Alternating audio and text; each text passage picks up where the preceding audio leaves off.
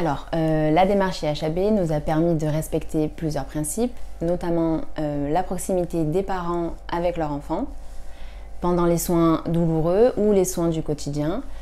Ils ont également la possibilité d'accompagner leur enfant lors des examens. C'est une passation des savoirs, des méthodes, des pratiques, d'accompagner toujours les parents lors des soins. Par exemple, d'effectuer une mise au sein pendant les soins douloureux.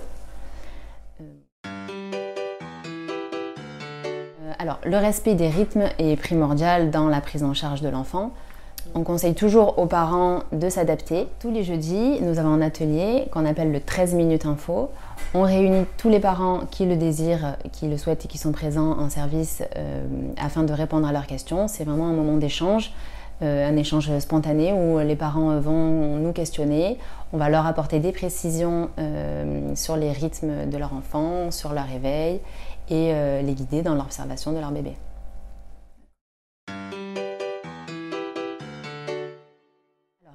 L'allaitement à l'éveil est encouragé et soutenu tout le long de l'hospitalisation, que ce soit avec la fratrie ou avec le nouveau-né. On les accompagne à repérer les signes propices pour un allaitement efficace. On a aussi des méthodes qu'on met en place en service, ce qui nous permet en fait de suivre et de nous adapter aux besoins du nouveau-né et aussi de la famille, en les amenant progressivement vers une alimentation autonome.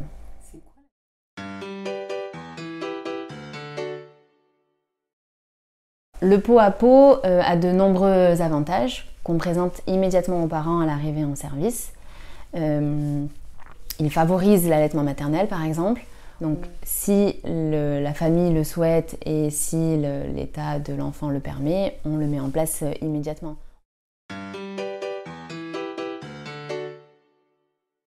La démarche IHAB a vraiment permis d'harmoniser les discours et de rendre la prise en charge plus fluide. On s'est rendu compte que les conseils qui sont donnés à la famille, à la maman, sont centrés sur les besoins vraiment de la maman et du nouveau-né.